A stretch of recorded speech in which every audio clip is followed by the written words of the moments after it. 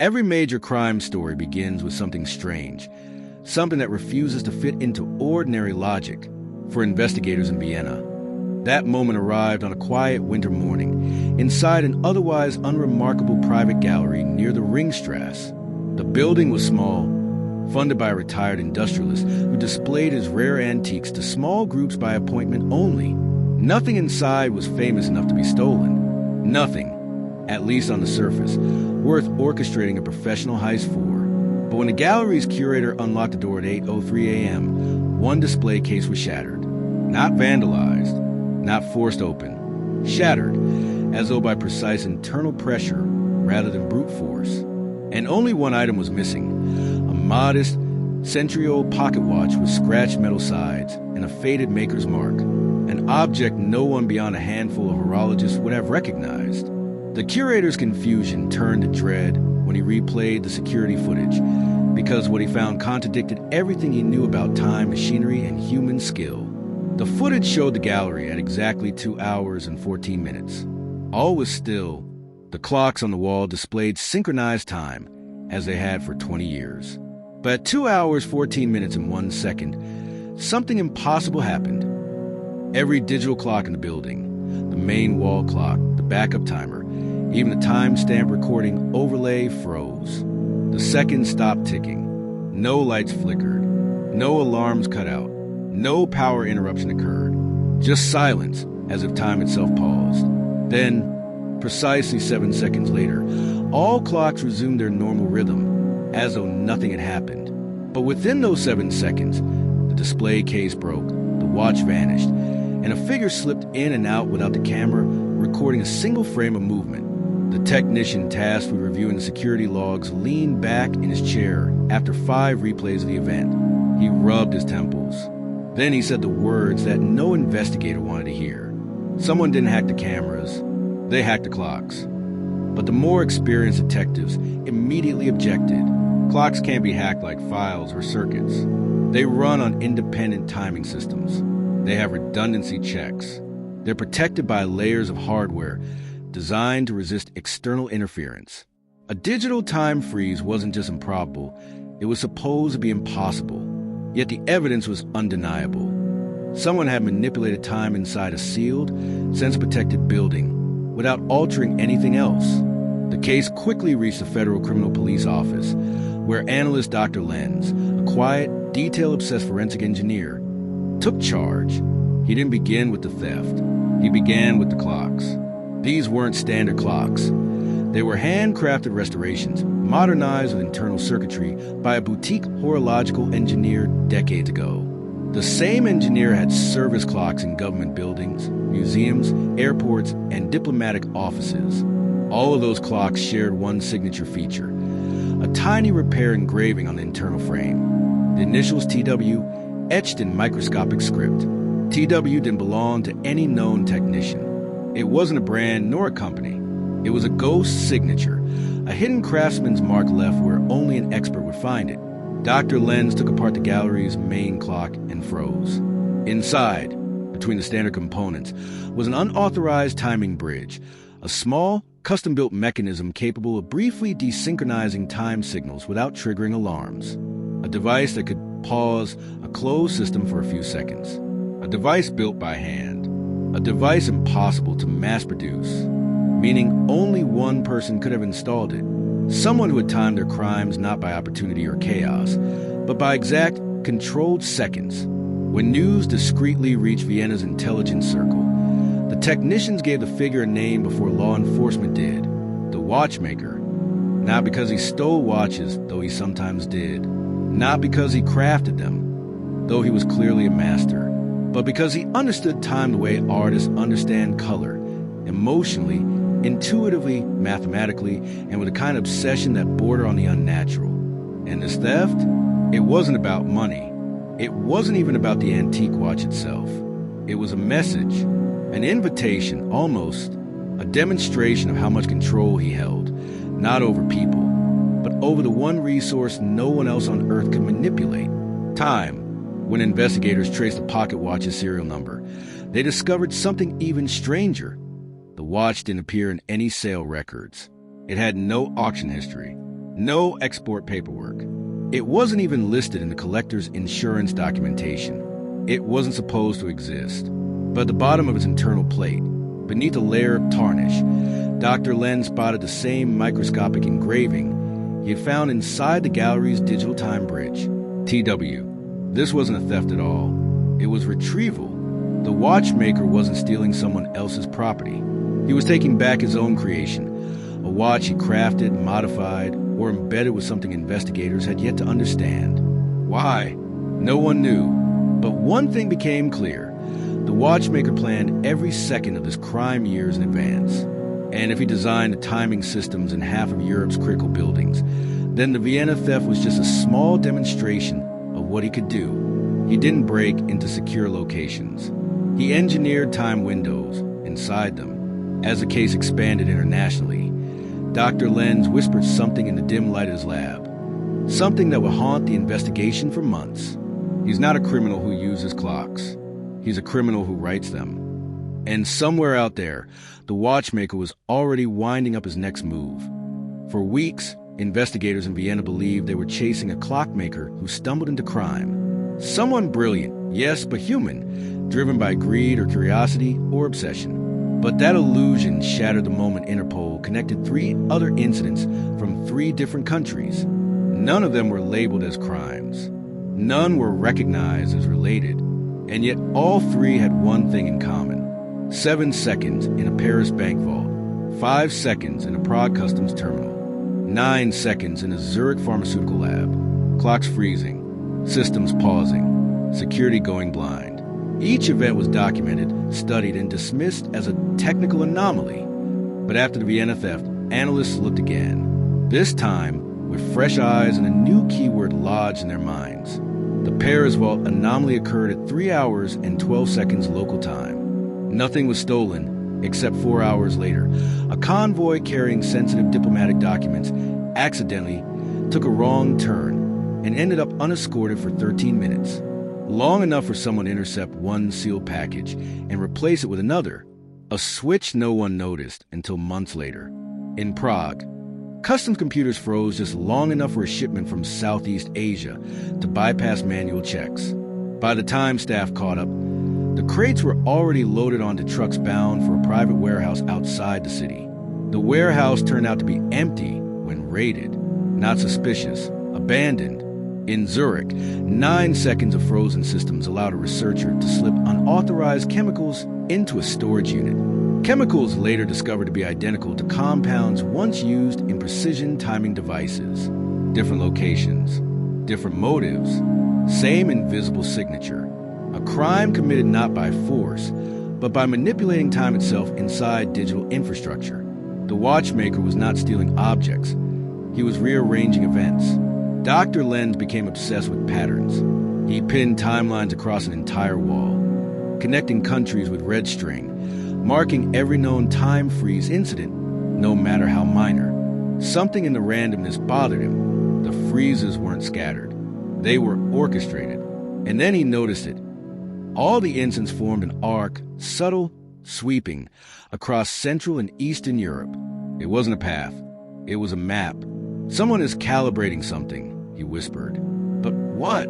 Interpol's new task force, codenamed Horizon, began consulting independent horologists, experts in antique timing systems, mechanical movements, and precision engineering. One name came up repeatedly: Leonard Weiss, a prodigy watchmaker from the Black Forest, a recluse who once built timepieces so accurate they needed correction only once every 50 years. A man rumored to have turned down contracts from intelligence agencies because he only worked for himself. The problem? Weiss died 16 years ago. Car crash, rural road, no witnesses. His workshop was dismantled, his tools scattered, his records archived. Case closed.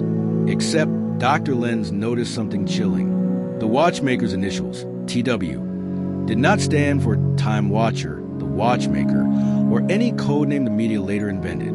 They stood for Thomas Weiss, Leonard's son, a boy who disappeared after crash, a boy never found, a boy no agency bothered to search for because it was assumed he died with his father. But when Lenz pulled the archived accident photos, his stomach tightened. Only one body was recovered. The boy had survived, and then vanished. Thomas Weiss's name had been buried under years of bureaucracy, but Horizon uncovered fragments, a school record in Freiburg, an apprenticeship signature scratched on the inside of a music box, a shipping invoice for rare metals addressed to a workshop that burned down mysteriously. But the most damning clue emerged from an unexpected source. A retired banker in Zurich contacted investigators after seeing the Watchmaker case on TV. He recognized the initials from decades ago, engraved inside a pocket watch bought at a flea market. The watch wasn't special until the banker revealed something else. "It doesn't tell the correct time," he said. "It tells another time." Inside the back case, engraved in microscript, was a sequence of numbers. 2 hours, 14 minutes, and 7 seconds. The exact duration of the Vienna time freeze. The watchmaker hadn't stolen the Vienna pocket watch. He had reclaimed a calibration device. A key, a puzzle piece, part of a larger design. Dr. Lenz realized with dread that the watchmaker had been scattering, hiding, and retrieving specialized timepieces across Europe for years, each one modified, each one part of a system only he understood. A system that could manipulate synchronized digital clocks across entire infrastructures. "What is he building?" a young analyst asked. Lenz looked at the wall of timelines, strings, and coded freezes. "A schedule," he said softly. "A perfect schedule." The turning point came when Horizon analyst Marta Lund recalculated the intervals between each freeze. She discovered that each pause in time, every 7-second window, 5-second window, 9-second window, wasn't random. They were ratios, proportions used in high-precision clock calibration. The watchmaker wasn't committing isolated crimes. He was tuning something, synchronizing multiple systems, preparing for a moment that required perfect continent-scale timing. Lenz finally put the pieces together. "He's building toward a single event," he whispered, "something where fractions of a second matter." "What event?" another investigator asked. Lenz didn't answer. He couldn't, not yet, but the truth was clear. The watchmaker was not testing his ability. He was perfecting it. Whatever he was planning, it depended on absolute mastery over the one thing no criminal in history had ever controlled: time. And he was almost ready. For months, the Horizon Task Force traced the watchmaker's trail like cartographers mapping a storm. Every freeze in time, every manipulated clock, every anomaly pointed to a single mind, brilliant, methodical, and impossibly precise. The world of intelligence knew many criminals who relied on chaos. But the watchmaker was the opposite. He relied on order, perfect order. That's why the Prague incident shattered everything they thought they understood. It happened at 14 hours, inside a heavily secured research facility. A storage vault holding sensitive engineering prototypes locked itself abruptly, as if triggered by a manual override. But security logs told a different story. For exactly 4 seconds, the internal timing system drifted backwards, then corrected itself. A time freeze, but not like the others. Horizon analysts examined the signature. No 7-second pause. No synchronized freeze. No TW engraving on internal components. Instead, there were jagged data patterns, uneven, sloppy, almost childish. If the watchmaker did this, Dr. Lenz murmured, he was drunk, sick, or dying. But the truth was worse. This wasn't the watchmaker's work at all. Someone was copying him, badly. And the crime? Nothing was stolen. No access was gained. But security footage revealed something chilling. A masked intruder tried and failed to use the 4-second drift as an entry window. It was an amateur imitation of the watchmaker's method. The watchmaker didn't commit this crime. Someone else was trying to learn from him. Someone impatient. The imposter. The Prague incident changed everything. Authorities had feared the watchmaker for his precision, but an imitator posed a different danger, a reckless one. Marta Lund, the youngest analyst on Horizon, made the first breakthrough. She plotted both sets of time anomalies, authentic and imitation, on a single graph. The watchmaker's freezes were smooth arcs, predictable patterns. The imitation attempts were jagged spikes, inconsistent and dangerous. Whoever it is, she said, they're rushing. They don't understand the math. Dr. Lenz stared at the map, troubled. The watchmaker had spent years scattering calibration devices across Europe. Each one was a tool, a puzzle piece in a larger mechanism only he understood. For someone else to mimic him meant one thing. The imposter had access to at least one of those devices. But how? The task force began rechecking old evidence logs, and that's when they discovered something terrifying. One of the Vienna Gallery's secondary clocks, the one mounted near the emergency stairwell, had never been examined. It was simply documented and returned to the building. But inside that clock, hidden beneath the brass frame, was a missing component from one of the watchmaker's older calibration devices. It had been stolen before investigators even knew it existed. Someone had been studying the watchmaker long before the world ever learned his name. 3 weeks later, something even stranger happened. A package arrived at Horizon headquarters. No fingerprints, no return address. Inside was a pocket watch, modern, unmarked, mechanical, and a note written with graceful precision. You were chasing the wrong clock. TW. Dr. Lenz opened the watch carefully. The moment he turned the crown, a timer began ticking, not forward, but backward, counting down. 2 minutes. 1 minute and 59 seconds. 1 minute and 58 seconds. A bomb? No, the watchmaker wasn't a murderer. A message. At exactly 1 minute, the watch's hand stopped. A tiny metal plate popped open inside the mechanism, revealing a micro-etched map, not of Europe, not of a facility, but of a bridge, the Altenbruck, a historic footbridge spanning a narrow river outside Basel. Horizon mobilized instantly. They reached the bridge at 17 hours exactly, unsure of what they were walking into. Officers fanned across both ends. Snipers watched the embankments. The task force expected a trap. What they found instead was a man sitting calmly on the railing, middle-aged, neatly dressed, hands resting on his knees. A small toolbox sat beside him. Thomas Weiss. Dr. Lenz called out. The man smiled faintly. You've been looking for me. The watchmaker's truth. Lenz approached carefully. You sent us the watch. No, Weiss replied. I sent you the truth. There is another. Someone trying to replicate my work. Someone clumsy enough to endanger people. Why reveal yourself? Lenz asked. Weiss looked out over the water. Because I spent my life building order, and they are building chaos. Then he explained everything. The stolen pocket watches, calibration tools, the synchronized freezes, tests of regional time drift tolerance, the map of anomalies, a vast, continent-wide metronome. The watchmaker had never intended to commit crimes. He had been building a global resilience mechanism to detect timing corruption, whether natural, digital, or malicious. But when his father died and intelligence agencies tried to recruit him, he realized that such a system, in the wrong hands, could control more than clocks. It could control access, infrastructure, borders, money, power. So he scattered his research, encoded it into antique mechanisms, and hid it across Europe. If he ever sensed timing irregularities, digital attacks, corruption, tampering, his tools would activate, creating those tiny freezes investigators later misinterpreted. He wasn't stealing. He was protecting. But someone else had discovered fragments of his work and tried to weaponize it. I didn't pause time in Prague, Weiss said. That was him. Who? Lenz asked. Weiss shook his head. I don't know, but he has one of my devices, and he is dangerous.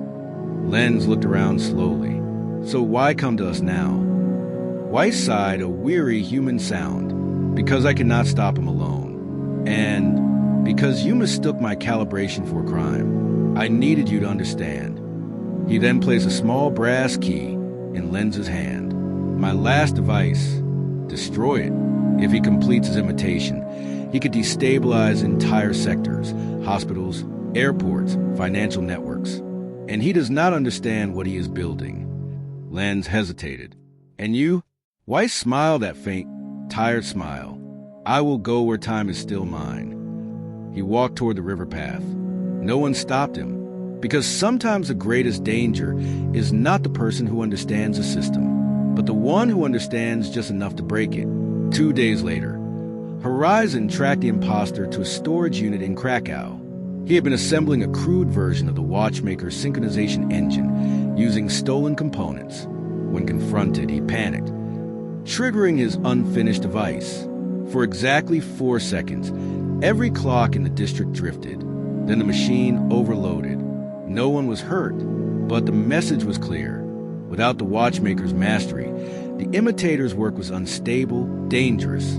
The device was dismantled, the imposter arrested, Horizon destroyed the brass key, and the Watchmaker, he was never seen again. But once a year, one clock in Europe freezes for a single second, exactly at midnight. Not 7 seconds, not 9, just one, a quiet sign that somewhere, somehow, the Watchmaker is still keeping time.